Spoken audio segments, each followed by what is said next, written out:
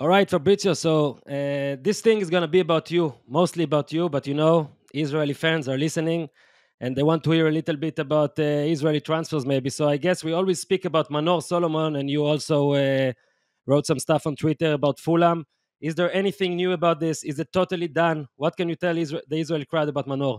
Yes, it's going to happen finally, because I was curious to see this player in a top league, with all respect for Shakhtar and the Ukrainian league, but to see him maybe in Premier League, in Serie A, with many opportunities for many years. And now it's time for the big chance, because now with Fulham going to the Premier League, he will have the chance to join Fulham. So the agreement has been reached. It will be signed very soon, but everything is completed. Manor Solomon will play for Fulham. He's for 7.5 million euros plus a percentage of future sale. And I think he's a really interesting club, honestly. I'm a big fan of the manager, Marco Silva. I'm sure that he's a very, very good manager. He did a great job in Premier League a few years ago, and now he's restarting this project with Fulham in a very nice way. They will lose Fabio Carvalho, who's a big talent, but Manor Solomon is perfect to replace him. He's kind of different player, but with big quality. They need this kind of players, and it's a big chance for him. So he's going to join Fulham, and I'm sure that will be a really interesting one. Now, I use this name because, I know you know Manor Solomon, but how the hell do you know all the players that you're writing about? Like, how vast is your, like the map of players? Like, how do you do that? Do you even have tabs on each one, or it's just memory now? Do you know all the teams by heart? This is the favorite question of my mother. She always asks me how you remember about the contrast, the names of the players, the clubs. I think it's normal, because I am in this football world, but not just as a journalist, as a football fan since I was like 11 or 10. And so for me, it's normal to check about players, even using the video games sometimes, like playing FIFA Football Manager is helping me to have the map of the players around the world, and then to see some football games, of course. For Solomon was easy because of Champions League football, but with many players, even in South America sometimes, or in MLS, for example, for me it's really important to have always the control, thanks to some agents, thanks to some video games, thanks to the social media. So there are many ways to do it, but everything is in my memory. I don't have any list on my phone or something like that. Yeah, I saw your lives, going live the last time with Aviv. Hi, Aviv. Everybody knows Aviv here, and it seems like you memorized everything. So good for that. I do. Now, you talked about managers. So my first questions was actually, what was your best season in Championship Manager as a child? Like, what do you remember the most, or which player did you like the most to buy in the Championship Manager? This is a good question. I had a talent that was huge on video games. That was Freddy Adu. I don't know if you remember of him, the player from the States. He was incredible. But then I was a biggest fan of Ronaldo Fenomeno, the real one, I say, because of course I respect Cristiano Ronaldo, but Il Fenomeno for here in Italy was like a legend. He was pure talent. He was something incredible. So for me, the first target was always him. And as a coach, honestly, I was not a big fan of a particular coach when I was super young. Then it started with Jose Mourinho. For me, Jose Mourinho was like a legend. What he did with Porto and then with Chelsea, Inter, but also about the charisma, what kind of person he was, and not just the manager, was something attractive to me. I think he changed the communication in the world of football, and the way he changed the communication, the press conferences, the interviews, was something that now maybe we can see with many managers, that to attend the press conference could be funny. But before Mourinho was not like that. Everything was so boring. Mourinho changed the communication, changed the way to protect the team, and for me it was like God. So for me, Mourinho is in the first position always. Yeah, I like you said, he changed something, because I think you changed something also in football media, maybe. Okay, now I'm a sports journalist also, but there are several fields of sports journalism. They are the guys that give the opinions. That okay, you can be good, you can be bad, you can be a star, you can be not a star. But since I grew up, the reporters used to be like boring people, like very smart, but give transfer to here, this and much money. You transferred everything to be a show. You are the closest thing to, I don't know, maybe even a rock star for our field. I don't know if you know how to play an instrument. But, no, I don't. But please, if you can, elaborate, because I think it's very fascinating. When you just entered this field, did you think about that, about the Twitter, about the Twitch, about being young in mind and use a different approach to breaking news? Honestly, yes. When I still remember when I started, of course, immediately when I started, I was not planning for something like that because social media was not strong enough to plan for something like that. But then I still remember when I was like 20, 21, and I had the chance to work with Sky here in Italy. And I was using to spend a lot of my time, even when I finished at work at Sky, to tweet the news, to share the news on Facebook. Instagram was not yet at that level, but I still remember that I said, okay, I want to invest on social media and to bring the knowledge we can have on journalism, on the news, on social media, because I'm sure that the future is to share the news not just on the TV show or on the paper, but also on social media as fast as possible and not waiting for hours because tomorrow morning we have the paper or tonight we have the TV show. So to change the process and to improve the process, to bring some quality, to bring some nice content. So this kind of things. I still remember that some people into Sky or the many companies I worked with, they were like, telling me, why you are doing that? You are working with Sky, it's the biggest company, so enjoy your free time in a different way. You are working, and then when you finish at work, it's okay. But I said, no, I trust social media. I wanted to invest on social media. I want to bring my qualities, my skills on social media. And that's how it happened. Then it was natural, honestly, to move from Twitter also on Instagram, because I started my Instagram account years ago sharing some sunset or some nice dinner or some nice lunch. But then I still remember I had a lunch with my former girlfriend, and I told her, okay, I need to change. Now it's time for me to change and to use Instagram for the news. So it's always been a process, social media by social media, platform by platform, but always with the intention to bring the news in the best way as soon as possible on a new platform. How did you even decide? It looks like you gambled on yourself. I don't know why, but you're global. Okay, we're from Israel. It's a small country. Thank you. We use Hebrew. Nobody speaks Hebrew besides here. Like, it's very smart to do like what Aviv did and go international. Yes. You're the same, but you're Italian. Italy is a strong country for football. When did you decide, and how did you decide, okay, I'm going to use English, I'm going to use international knowledge, and I'm going to use the international scale to do it? Because I was using Twitter, and I saw that on Twitter when we shared some news in Italian, like, for example, on players like Mario Balotelli going to Liverpool or Roberto Mancini as Manchester City manager, I had the feeling that people were going crazy but were not able to understand Italian, and so the process would be slow. And I said, why? We can use English directly and try to change the process and to make it easier for the followers, and then to grow up with a new fan base and trying to become international. Then I still remember that when I started to had some story on Odion joining Manchester United on the deadline day, I shared that news with Sky in Italy, and they were not even caring about that because the Italian market was already closed, the transfer window was already closed, and they were not interested. I said, guys, I have the news of Odion he's going to Manchester United. I am with his agent now because his agent is Italian, he was in Milano.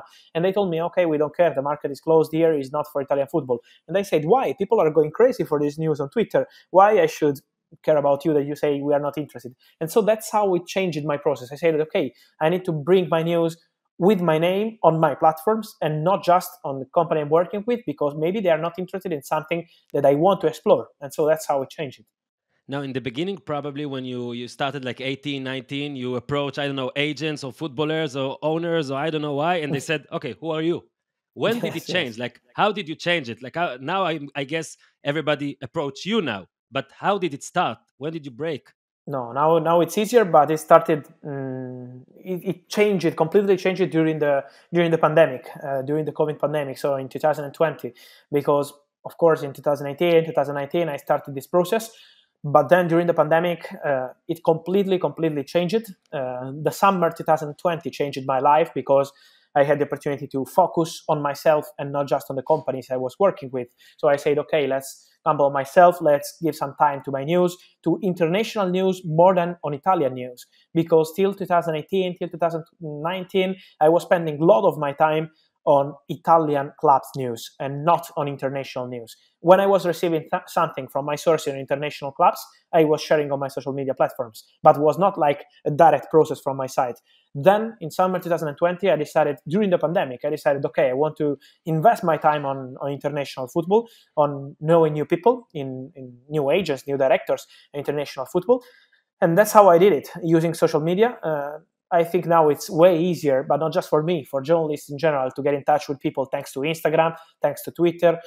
When I started 12 years ago, 11 years ago, it was complicated to get in touch with people. You need a phone number, you need to text them, they need to call you back and understand who you are, if you're a real person or you're just joking. So, the process was complicated. Now, thanks to social media, people can know who you are, how you're working, what kind of people are following you. So there are many things that are helping now. And so that's why now it's way easier. But the beginning was absolutely not easy. Yeah, you probably got in the beginning a lot of rejection. Like you sent, I don't know, even a message and say, I don't want to talk to you. Why should I give you? How did you cross that bridge? Or how did you cross that barrier before you had all the followers and all the, all the credentials and everything? How did you build those early relationships? If you can remember, if you can share, like even if like an example or something. Yes. I still remember that my plan was always the same: to insist. I was never giving up.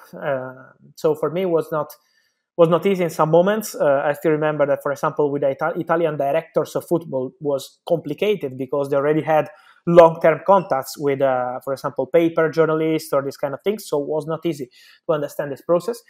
But for me, it was always about investing my time in it. I never gave up because I was 100% sure that at one point they were going to understand the power of social media. For many years, they were just trusting the papers, the TV shows, and these kind of things. But I said one day they will understand that social media information is also important, not just traditional media information. And so I was insisting, sending messages, calling people. Then for me, living in Milano was really important.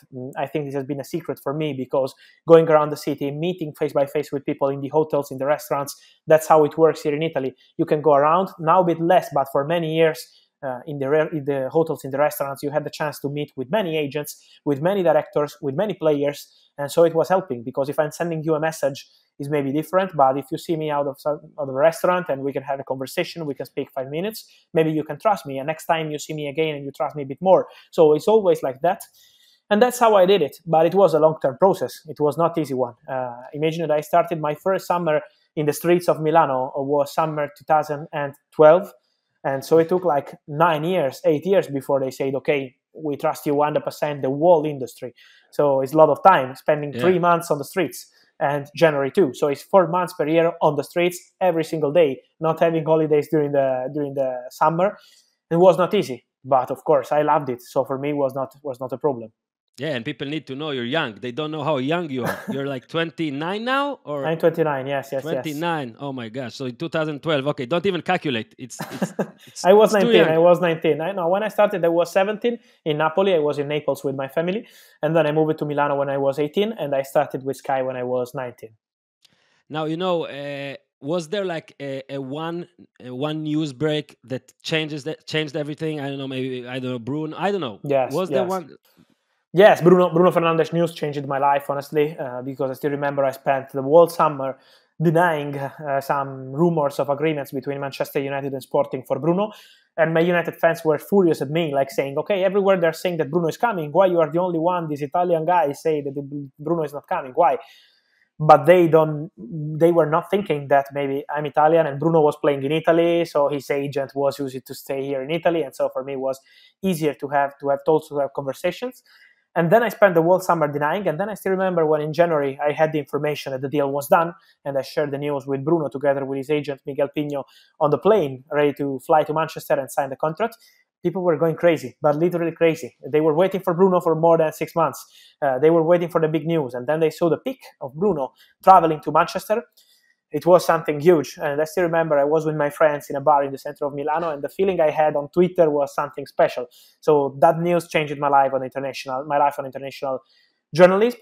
On the general life, on the Italian journalism, that was Mauro Icardi joining Inter, because for me was my first big news in my life. And it was thanks to a small agent that helped me when Mauro was in the Barcelona B team.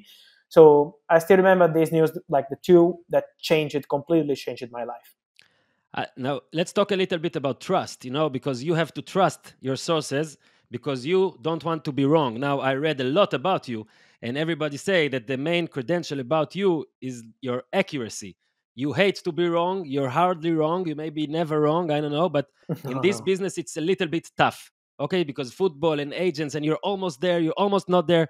How do you do it? How did you, in the beginning at least, and now, how do you have the trust that if a source tells you something, will it be 100% accurate, because maybe now with all your like millions of followers, some people will try to use Fabrizio. Some people want to use you to gain their price up, or I don't know why. So how do you have the process of believing in people? This is always happening, but this is always happening and will always happen because there are people trying to push something through me. But for me, the only secret is to check the news always. So I give you an example. 24 years ago, I was told Tottenham won this player.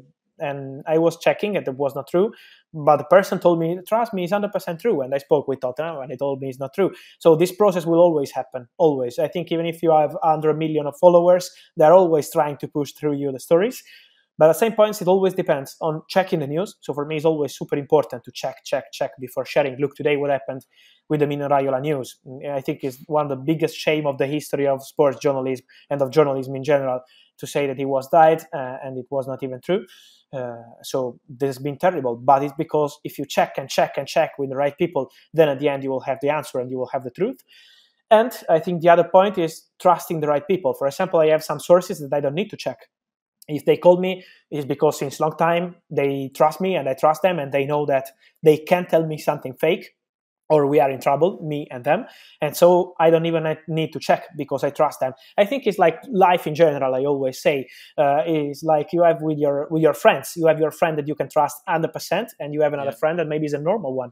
So industry of transfer market is really similar to normal life. You have people you can trust. You have people you need to check before you can trust them. And you have people that you don't trust, because I have many people I don't trust that they maybe call me and tell me something and say, okay, I will check. And then I'm not even reporting because I know that they're trying to use me. So every day is like a battle, is a strategy, but I love it. Now I know this world, I know this jungle, and so I know how to move into it. Yeah, when I prepared to this conversation, I wrote to myself to ask you what was the thing that made you the most upset in this profession. And I guess it happened today, because we just saw, we're recording this like 2-3 hours after the news about Raiola, and he is ill, and I wish him all the best. I know this, I heard the situation is not well, but yet, to report that somebody died, it's like the lowest thing that can go. Like, and even in this internet culture, why do you need to be first with this? Why do you need to hurry to justify this? So if you can tell us, how do you think a thing like that can happen in this world today, and what do you feel about it? I think journalism has changed, and many people don't understand this. They just share the news because they want to be first to break the story, to have the numbers, and then they don't care if it's accurate or not. I think journalists change it. So if you can be first, but first of all, you have to be accurate, okay, that's the perfect example. And I'm super happy, of course, when I have something big and exclusive, when I'm first on some big stories. But then at the end, the most important thing is to be accurate. If you're just looking to be first, you are never getting always accurate news. I think it's really easy. So it's a shame to see something happen like this Manor Raiola story. I don't want to be kind of person who is going to give lessons of journalism, because I'm still young and I'm no one to say these kind of things. But at the same point, it's about respect. I think it's not about journalism. It's about respect for life, respect for people fighting to survive. Check with the family before saying that someone has died. In my opinion, it has to be the first rule for every single person in the world, not just for journalists. Imagine for journalists, just call the family and ask, is this true? I think this is the normal process when we are in bad situations like this one. And from the family, the answer was always no. The situation is not good, but he's not died. So it was really easy process, I think, to respect Manor Raiola in this case, but it's about journalism in general, I think. It seems like a race now on social media, just to have the numbers. But in my opinion, if you want to do the race, this is not the right way to succeed in life and to succeed in journalism. It's amazing. It's the third time that you answer what I wanted to ask the question after. So this is the question. Do you try to win? With every news, do you try to win? You try to beat somebody else? I try. Yes, honestly, I try. The day I don't want to try to win, I will never be in journalism again. But of course you try. But I think the real step is when you understand that, okay, you can try, but you can't always win. You have to be respectful with the other journalists. I think the transfer market world and journalism has changed a lot in the last 5-6 years. For example, when I started 11 years ago, I still remember that, for example, from countries like Germany, England, France, it was not like that, like it's today. Yeah. Today we have top journalists from these countries working on transfer market news. But years ago was not like that. They were just reporting official news, sometimes a story. But I still remember that the papers in England, for example, were about the gossip, the kind of stories on the players or their families or their girlfriends, and not about the transfers. Now we have the best journalists maybe on the transfer market is in England. There are people like David Ornstein and many others that are doing an incredible job, like in other countries. So maybe only in Italy and in Spain we were obsessed with the transfer market. Now it's changed. I think the quality is very good in many countries. And so I can't understand why doing a race. I try to win, but be accurate is always my mission every single day. If I want to be always first and just breaking stories without being sure that it's true, you are going to have a problem. Yeah. Now, how do you think the veteran journalists from Europe, even the name you mentioned, those guys, how do you think they feel about the new, I don't know, I wanted to say fish, but it's a shark. So how do you think about the new animal in the zoo? Honestly, I don't know. I see many different kind of reactions. There are many people that are really respectful and they understand that there is a new era. I think you should accept it. That is a new era. Journalists change as everything in life. So I think it's absolutely normal to see how things change in life and in the world. So I think you should respect that. I'm sure that in 20 years, maybe I will be worried about new platform and new way to share the news. And there will be young boys of 20, 22 years old that will be destroying me on new platforms because I'm not angry anymore. So it's normal. It's how the world changed. But you have to respect the change. And there are many journalists that are respecting and like saying, okay, you did a great job with a new idea, with a new approach. But many others in other countries that are suffering of that and just trying to destroy you and to fight you. I can't understand them, but honestly, I just care about myself. I have no time to be in fights, and so I can understand. I saw David Moyes a few days ago, West Ham manager, saying that I was sharing the Declan Rice news and I was not one of the local boys, he said. But I think in 2022, to think that only a boy from London or close to West Ham can share the news about West Ham is something that maybe you could have said 20 years ago or 30 years ago, not today. But it's normal. We can't be on the same page all over the world. Yeah, like you said, no time. Okay, people, my wife tells me, stop walking. You walk all the time. Now, I always tell her about other people. I should tell her about you. How does your day look like? Come on, give me your schedule of a day. My schedule is waking up around 10, 11, not before. For me, it's impossible before because I go to sleep around 4 or 5 a.m. Okay, so so that's why I prefer to stay awake in the night because I can do my things, I can manage my things, and then sleep a bit more in the morning. And then I start to have phone calls, phone messages to check the news. But every single day, of course, when there is the window open, the transfer window open, for me, it's normal to spend the whole day on the phone. When the window is closed, it's a bit easier to manage my time. But private life is affected by this, honestly. For me, it's really complicated to have a normal private life. I can have some time with my family. I can have some time with my friends. But for my private life, it's absolutely complicated. So my best friends are working with me. My best friends are always with me because they understand my work and understand my life. But it's going to be complicated to have people around me that can't understand how we live in journalism and how we live in the transfer world. So that's why I know that for my private life is not so healthy now. But honestly, I'm still 29. I want to continue for a few years and then to see what happens. At the moment, I'm still focusing on the transfer market. And then maybe in 3 or 4 or 5 years, it will change. I don't know. Yeah, because it seems like you're a factory, but you are a guy. Okay, you're a man. You're one man. It seems like you're a factory. And I heard congratulations for joining the double tap and all you do now. And people are started to managing you. Yes. Okay, but still, what is like, let's say, how far can you go? Like, is there a fantasy on the horizon? Like, where do you see this going? Honestly, I don't know. I don't know because I always answered I don't know when I was younger and I started with social media because I think you can't predict this world. For example, a platform like Twitch 4 years ago or 5 years ago was impossible to imagine. If they told me 5 years ago or even 3 years ago, one day you will break the story of Cristiano Ronaldo rejoining Manchester United and 98,000 people will be on your channel following the stream, more than Camp Nou, I would have said, okay, you're joking, impossible. So that's why I don't know. Maybe it could be something crazier, maybe not. But my mission is always every single day to continue with my ideas. I think if you're happy with yourself, with your idea, with your approach, with respect for people, and trying to do your best and enjoying the transfer market world, at the end, what happens around you is like a consequence. It's not a problem. It's never going to be a problem. But now for me, the focus is on this. Then I don't know what happens in the future. Only thing I know is that I want to be happy with what I'm doing. If one day I will feel tired or bored by the news and these kind of things, I will leave the transfer market. I don't want to be in the race while I'm not competitive. I want to be into it while I'm competitive. Now, I guess in this 20 minutes we had, you must be got like 3-4 major news. So I'm sorry to push that from all the fans. We're gonna use like 5-6 fast questions, rapid questions. You can answer with one sentence even. Okay. All right. So Erling Haaland, where do you feel? Hunch. My feeling is on Man City, but it's not done yet. So they're leading the race, but it's not done yet.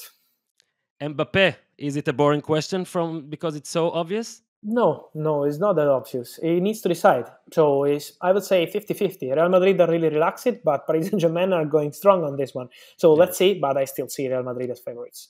Now, you are the news expert. I'm the hunch expert because I said last year even that Messi will join PSG without knowing anything. And I don't know anything now, but I'm guessing I don't know. I feel he's going back. Is it make sense? I think it's too complicated. It will be fantastic, but it's too complicated. Lewandowski? I think he has chances to leave Bayern. He wants a 3-year deal. So they have a meeting today while we are speaking with his agent, Pini Zahavi. Let's see what happens. He's from our side, man. I know. Pini belongs to us, but he's too big now. He's on another planet. What do you think about Ten Hag to United, and which is like his number one priority from your knowledge? Or new striker. He wants a new striker and a new midfielder as soon as possible. Then they will sign a new centre back, new fullback. So it will be a busy summer for Man United. I'm sure that they will rebuild everything. It will take time. So I hope Man United fans will give him some time because you can't rebuild the top club in few months. So it will take years, but I'm sure he's the right man to do it. So I wish him all the best. It's not an easy one. What's going on with the new generation of Italian players? Come on. I support Italy and now I'm upset. Yes, it's complicated. We don't have top players. That's the reality. We have top spirit, and so the Euros was easy to do it because of the top spirit. The spirit is helping this kind of competition.